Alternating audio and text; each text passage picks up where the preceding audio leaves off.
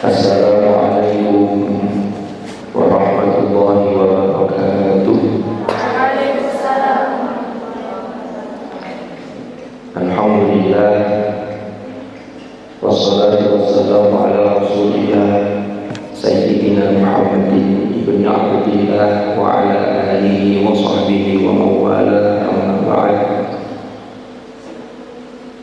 Yang sama-sama kita taati, kita hormati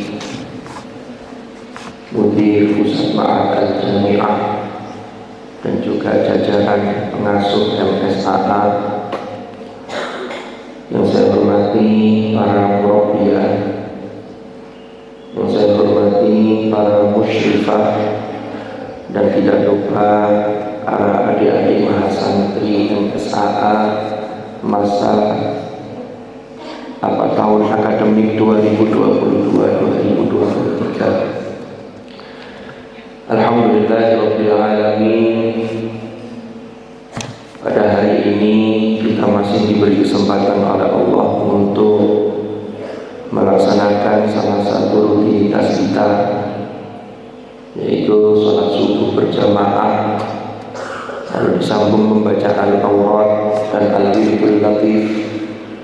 Lalu untuk hari Selasa kita lanjutkan dengan Al-Irsyadah yang secara bergantian disampaikan oleh para pengasuh. Doa yang paling tepat, ada dua pilihan di pagi hari ini. Pilihan pertama, Bismikallahumma ahya wa bismika amu. Atau pilihan yang kedua, Alhamdulillahilladzi ahyana ba'dama amatana. Atau jangan-jangan digabung. Jadi sepertinya tadi sudah doa yang Alhamdulillah, sekarang doa lagi Bismillahumma ahya. Ini memang kalau subuh begini, ini luar biasa ujiannya. Karena memang subuh itu satu waktu yang sesungguhnya sangat istimewa. Inna Qur'anal fajri kana masyhuda. Sesungguhnya bacaan Al-Quran di waktu subuh atau pada saat sholat subuh kana masyhuda. Termasuk aktivitas-aktivitas kebaikan yang lain itu juga masyhuda. Kenapa? Karena subuh itu pergantian shift jaga malaikat. Jadi kalau malaikat siang itu ya yang jaga siang, tapi kalau subuh itu pergantian yang shift malam. Ini sudah kayak karyawan, kayak security. Jadi yang mau menggantikan itu sudah datang, yang mau digantikan belum pulang, sehingga yang menyaksikan itu lebih banyak. Inilah yang menjadi salah satu keistimewaan dan kelebihan di waktu subuh. Jadi kalau kita tidur, maka juga yang menyaksikan lebih banyak. Ada yang memang sengaja tidur, ada yang pura-pura melek. Kalau pura-pura melek itu sudah tidak kuat, seperti begini, itu tidur. Bismillahirrahmanirrahim. Kita hari ini akan membahas hadis yang ke-7 di dalam koleksi hadis Imam Abu Zakaria Yahya bin Sharaf An-Nawawi Asy-Syafi'i, yaitu dalam kitab beliau Al-Arba'in An-Nawawiyah. Hadis ke-7 itu bicara mengenai Ad-din an-nasihah. An Abi Ruqayyah Tamim ad-Dari radhiyallahu anhu anna Nabiy sallallahu alaihi wasallam qala ad-dinun nasihah. Qulna liman? Qala lillahi wa li kitabihi wa li rasulihi wa li a'immatil muslimin wa 'ammatihim. Rawahul Bukhari wa Muslimun. Diriwayatkan dari Abi Ruqayyah Tamim ad-Dari radhiyallahu anhu bahwasanya Nabi Muhammad sallallahu alaihi wasallam Nabi sallallahu alaihi wasallam beliau bersabda, sabda beliau, ad-dinun nasihah, agama itu adalah nasihat. Qulna, kami bertanya kepada Rasulullah Rasulullah, liman ya Rasulullah, bagi siapa atau untuk siapa? Rasulullah menjawab, lillah wa li kitabihi wa li rasulihi wa li a'immatil muslimin wa a'ammatihim. Yaitu bagi Allah, kitab suci, bagi kitabnya, bagi rasulnya, dan bagi pemimpin umat Islam, dan bagi orang-orang Islam secara umum. Para adik mahasantri, para musyrifah dan murabbiyah yang saya hormati. Jadi kata kunci atau matan yang inti dari hadis ini, ad-dinun nasihah. Rasulullah itu dawuh, agama itu adalah nasihat. Kita ini selama ini sering mendengar kata-kata nasihat, karena nasihat itu kemudian sudah diserap dalam bahasa Indonesia dan sudah ada di Kamus Besar Bahasa Indonesia. Apa sesungguhnya nasihat itu? Dalam kosakata bahasa Arab, nasihat yang akar katanya adalah nasoha. Ini makna asalnya dalam kamus diantaranya Lisanul Arab. Ibnu Manzur itu menjelaskan bahwa nasoha ay kholaso wa khoto. Apa itu kholaso? Kholaso itu maknanya murni, bersih dari kotoran, bersih dari segala sesuatu yang mengotori. Atau khoto itu maknanya menjahit. Lalu apa kaitannya antara bersih dengan menjahit dengan nasoha itu sendiri? Ternyata nasoha itu yang berderivasi lalu menjadi nasihat, itu maknanya adalah sesuatu apa? Kalau kita ini umpamanya khoto al-thawba, khoto ar-rajul al-thawba, seseorang menjahit pakaian atau menjahit baju, maka kita mengharapkan pada baju itu sesuatu yang menjadi lebih baik. Itu titik temunya di situ. Nah itu harus didasari dengan kholaso. Yang kholaso ini juga berderivasi mengikuti wazan af'ala menjadi akhlaso, yaitu memurnikan. Artinya apa? Orang menasehati, melakukan nasihat itu harus dilandasi dengan kholaso, akhlaso, ikhlas. Harus murni, bukan karena ada tendensi atau kepentingan-kepentingan yang lain. Maka kemudian para sahabat bertanya, nasihat bagi siapa ya Rasulullah? Lillah, ini yang pertama, yaitu terhadap Allah, bagi Allah. Di dalam kitab-kitab syarah itu dijelaskan, ya opo nasihat lillah itu ya opo. Selama ini kalau kita tahu nasihat itu kan hanya biasanya kita membatasi makna nasihat itu nuturi. Padahal ternyata nasihat itu jauh lebih lengkap dibanding hanya nuturi. Apa nuturi dia? Ya menasehati. Kita ini kan kadang-kadang menganggap nasihat itu hanya ngasih tahu solusi yang baik, ngasih tahu mengarahkan yang baik. Itu adalah nasihat. Padahal nasihat tidak hanya itu. Kalau kita lihat dari akar kata makna dari nasihat tadi. Makanya ketika nasihat lillah itu bukan berarti nuturi kepada Allah, bukan. Tapi ternyata penjelasannya nasihat kepada Allah, nasihat untuk Allah, itu maksudnya adalah seseorang itu betul-betul beriman kepada Allah, lalu diimplementasikan dan dibuktikan dengan ketakwaan, yaitu dengan selalu melakukan apa yang diperintahkan oleh Allah dan menjauhi larangan Allah. Nah nanti kembalinya ke yang melakukan. Man 'amila shalihan falinafsi wa man asaa fa'alaiha wa ma rabbuka biwallabil lil 'abid. Jadi pasti kembalinya ke kita. Makanya iman itu tidak cukup hanya saya percaya, tapi harus dibuktikan dengan prestasi-prestasi ruhani. Kan iman itu potensi ruhani. Ya, kalau takwa itu prestasi ruhani, atau ada yang menyebut takwa itu termasuk syu'abul iman. Itulah yang kalian ngaji di dalam Ta'limul Afkar Al-Islamiyah, yaitu Qawmi'ut Tughyan. Itu dijelaskan dirinci itu. Itu termasuk bagian dari nasihat lillah, termasuk li kitabihi wa li rasulihi. Nanti akan kita jelaskan pada berikutnya. Jadi ini yang pertama. Jadi pertanyaannya kemudian, sudahkah kita ini lebih mendahulukan haknya Allah dibanding kebutuhan kita? Karena kalau kita ingin mengutamakan haknya Allah, maka Allah akan mendahulukan kita sebagai hambanya. Jadi tadi itu kembalinya ke kita.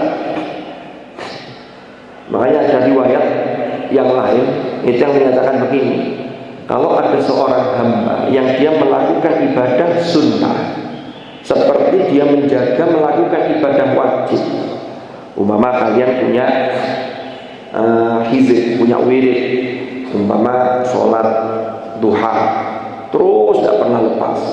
Sholat duha itu kan hukum asalnya kan sunnah, tapi sampai lakukan, sampai jaga seperti sholat wajib.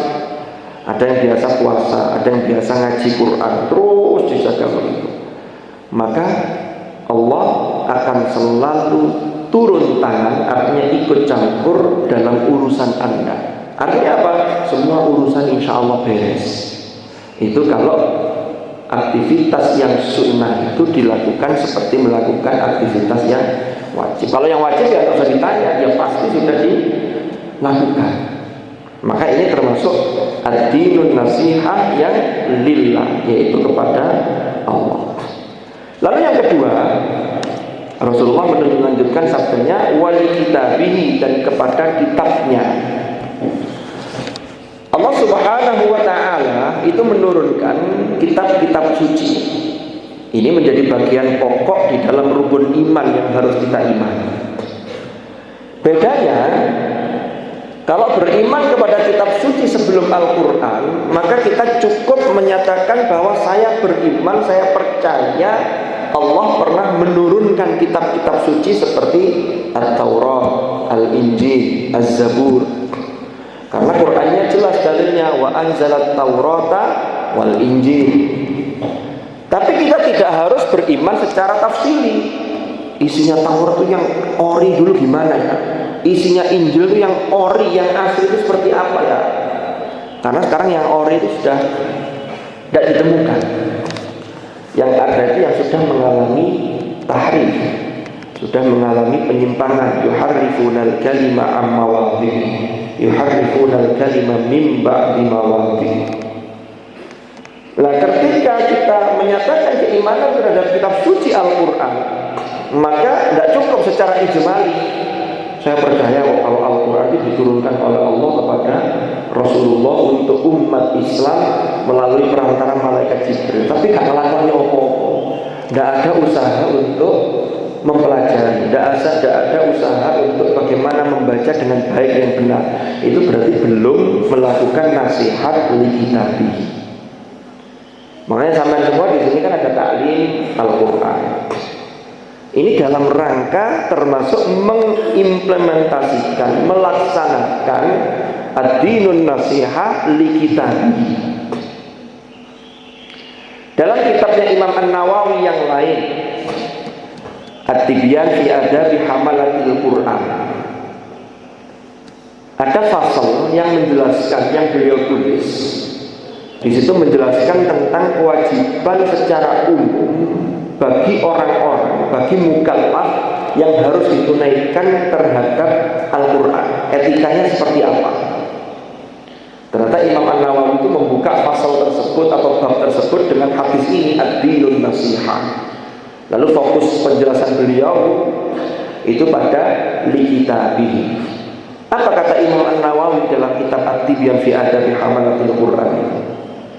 Beliau menyatakan li kitabihi, an-nasihatu li kitabihi hiya al-imanu bi annahu kalamullahi ta'ala wa tanziluhu. Ini yang pertama. Menyatakan bahwa menjelaskan bahwa ad-dinun nasihah li kitabillah. Nasihah li kitabillah itu seperti apa? Yang pertama, yang paling dasar adalah al-iman. Percaya bahwa Al-Quran itu adalah kalamullah, Kalamullah itu berbeda dengan sairul kalam, berbeda dengan kalam-kalam yang lain semuanya. Beda. Ya. Wa tanziluhu, dan Al-Qur'an itu diturunkan oleh Allah. Ini yang jangan sampai kita salah paham. Sekali lagi, di dalam kitab-kitab ulumul Quran yang dimaksud dengan nuzulul Quran itu ayat i'lam. Jangan samakan turunnya Al-Quran dengan turunnya makhluk. Halo. Hai. Yang tidur jangan diganggu, karena mengganggu orang tidur hukumnya. Ini kayak pengok-pengok diri. Saya merasa sedang berada di tengah-tengah pengungsian. Lalu di pengungsian itu banyak orang-orang yang kondisinya ini ada yang terkapar sampai ini terang-terangan kalau sudah begini. Ada yang tidur itu masih duduk, itu masih bagus itu. Kalau sudah terang-terangan sudah tidak kuat melawan ngantuk itu, masya Allah.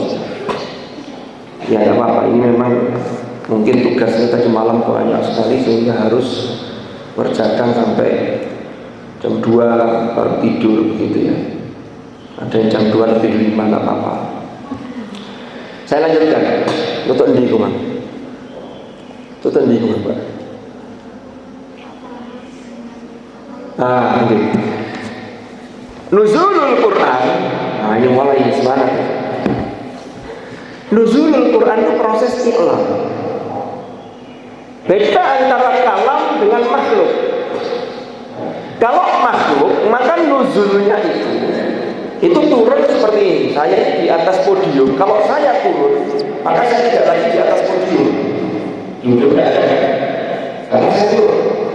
Tapi kalau Al-Quran diturunkan oleh Allah, itu proses i'lam.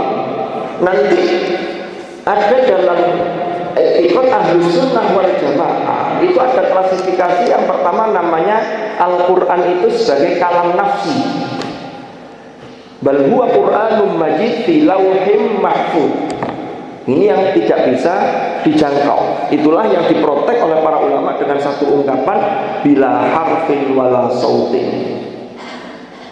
Kemudian diturunkan oleh Allah proses anzala dari lauh mahfuz ke Baitul Izzah fis sama'id dunya. Ini turunnya sekaligus. Tanazzalul malaikatu warruhu fiha bi'izni rabbihim min kulli amr.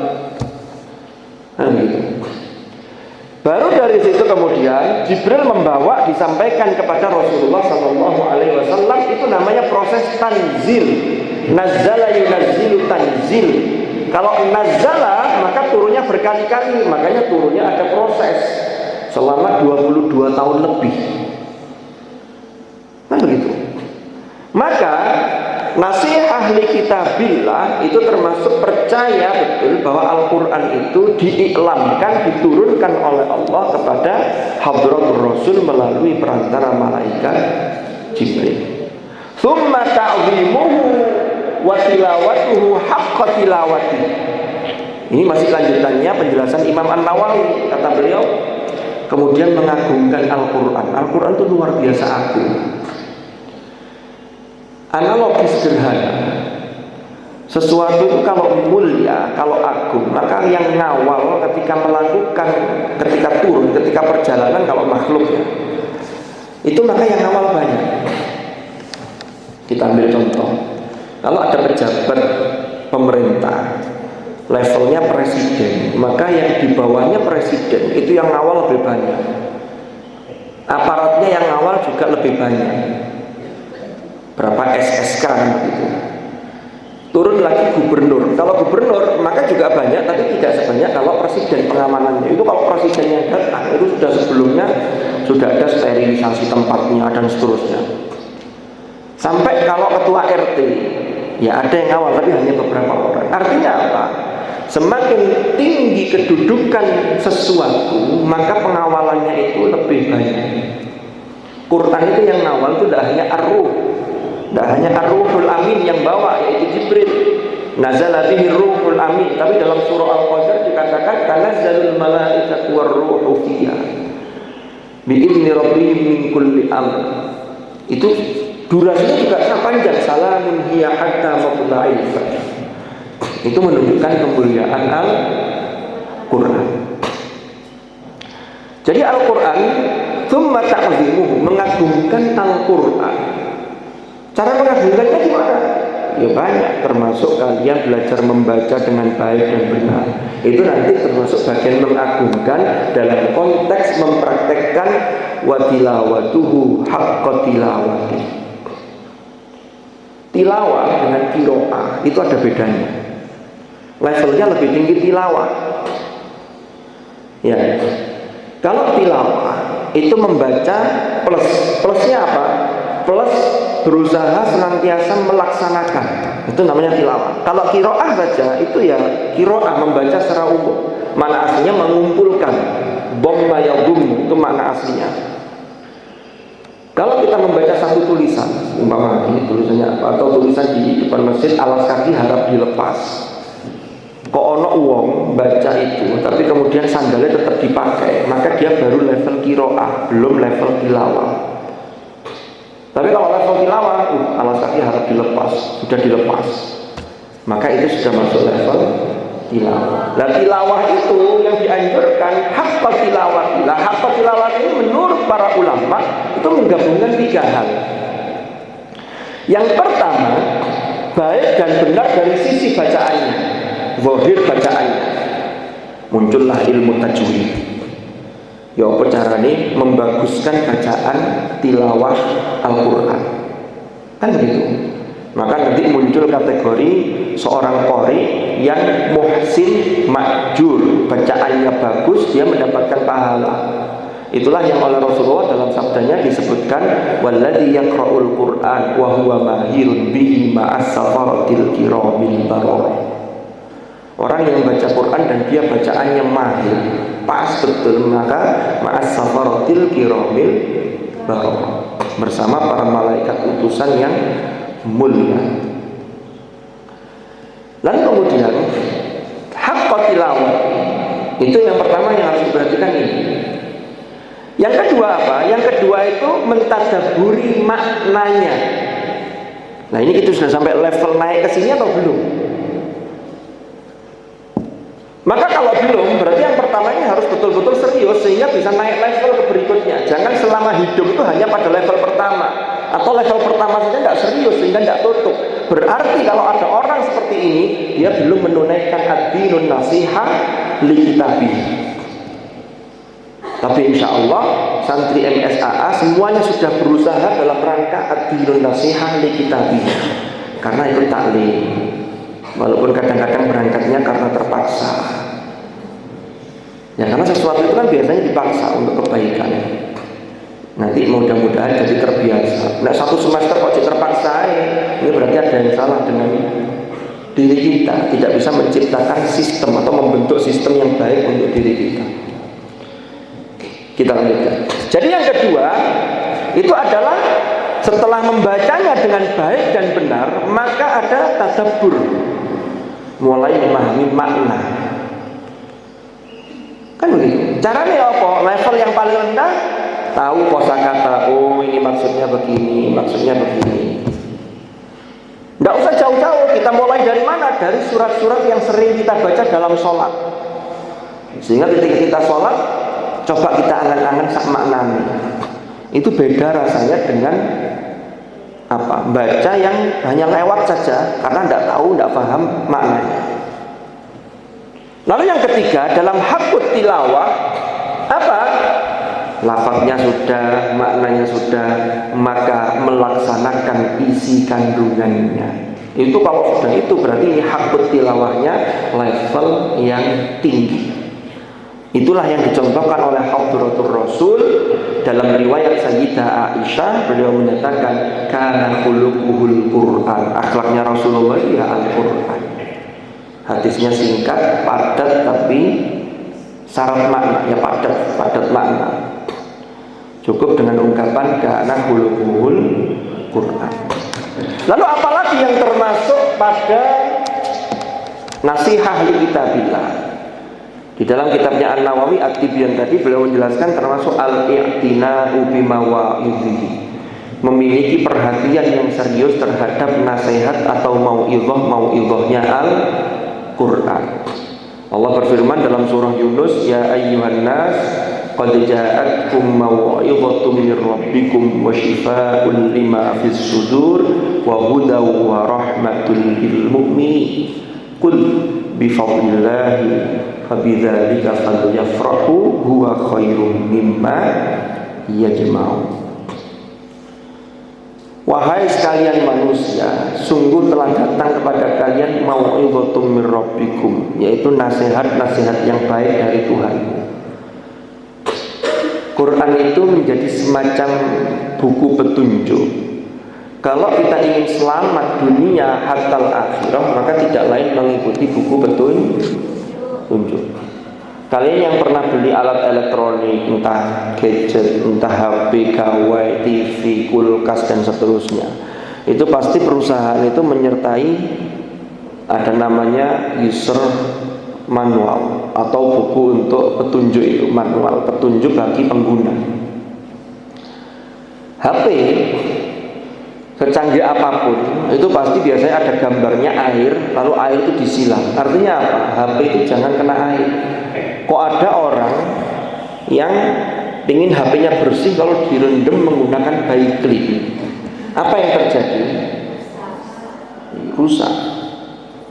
Kan begitu. Maka Al-Quran itu sudah memberikan rambu-rambu. Wala taqrabuz zina innahu kana fahisha. Kok masih ada yang qurbuz zina?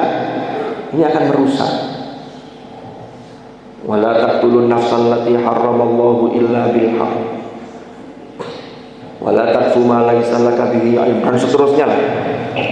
Silakan nanti dilihat itu. Jadi itu betul-betul satu pesan yang nanti dampaknya itu akan kembali kepada kita. Kenapa kok Allah menyertai dengan buku petunjuk hudan linnas? Karena manusia ini produk yang luar biasa.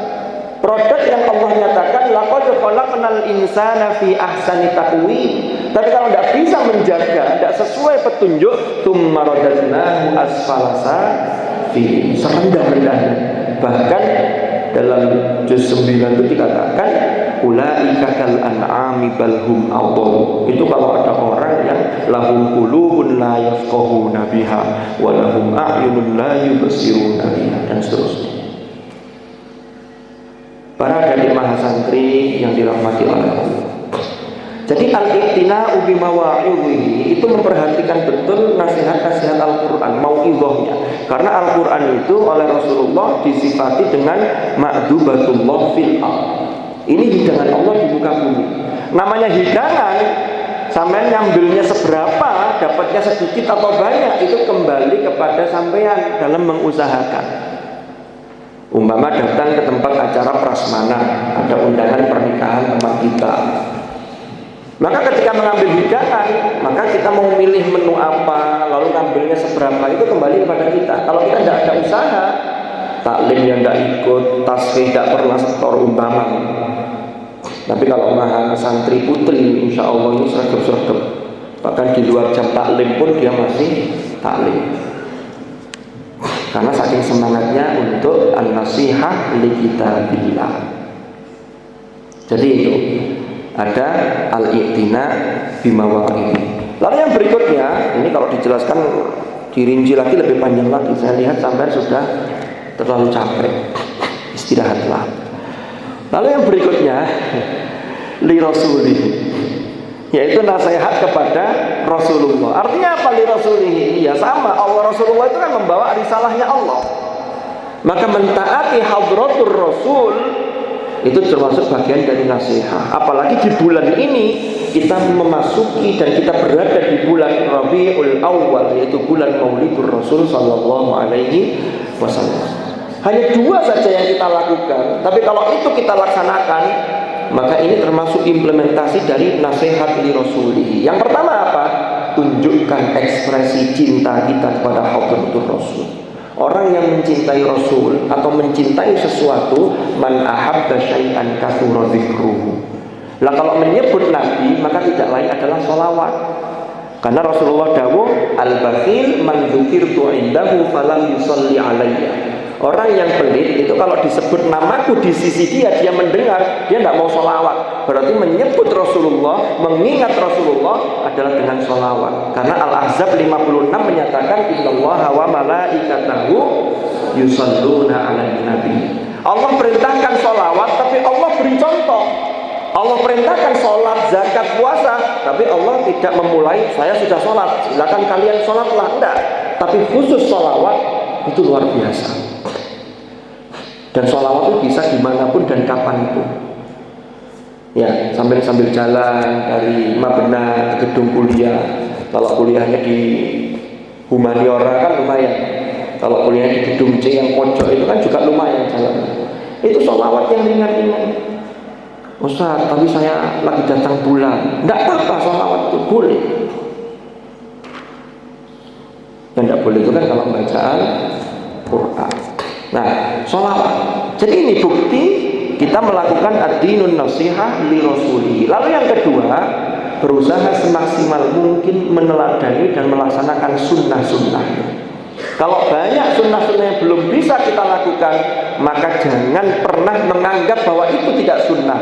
Tapi karena kelemahan kita sehingga kita belum bisa melaksanakan itu. Contoh, pulang kuliah, mampir beli, ya keluar sebentar depan BC, ada dekat ATM, ada KSP, ada apa itu namanya, atau beli makanan-makanan. Karena sudah saking hausnya, habis kuliah seharian, itu habis beli langsung sambil jalan diminum.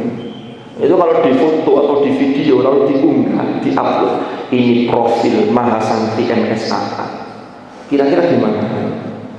Maka sabarlah dulu. Rasulullah itu tidak pernah sekalipun mencontohkan itu minum sambil berdiri, apalagi sambil jalan. Kalau sampai mengatakan saya tidak apa-apa masih Mahasantri, kan saya belum jadi musyrifah. Nanti musyrifahnya mengatakan saya kan masih musyrifah, belum jadi murabbiyah. Nanti kata murabbiyah saya kan masih murabbiyah, belum jadi pengasuh. Lalu terus mulai kapan? Padahal pembiasaan baik itu seringkali tidak bisa sekali jadi, tapi harus dilatih. Makan permen, Allah mau bungkus cilik itu buang. Cobalah kita ini digesak dulu, dibawa dulu cari tempat sampah. Lalu itu contoh-contoh apa yang dicontohkan sunnah-sunnah Rasulullah Sallallahu Alaihi Wasallam.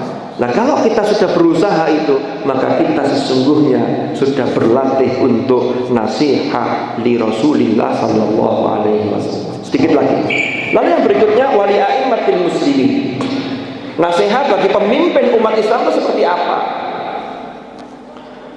Rasulullah itu dawuh dalam hadis yang lain, unsur akhaka zaliman aw mazluman. Tolonglah saudaramu yang baik dia dalam kondisi ketika melakukan kezaliman atau sedang dizalimi. Sahabat tanya, "Lah kalau orang zalim dibantu gimana ya Rasulullah?" Yang zalim, yang melakukan kezaliman, cara bantunya itu diingatkan agar dia berhenti dari kezalimannya. Kalau yang dizalimi gampang, jelas, nolongnya jelas. Nah ini berarti apa? Kita ini punya kewajiban untuk mengingatkan, termasuk mengingatkan orang-orang yang mendapatkan amanah sebagai a'immatil muslimin.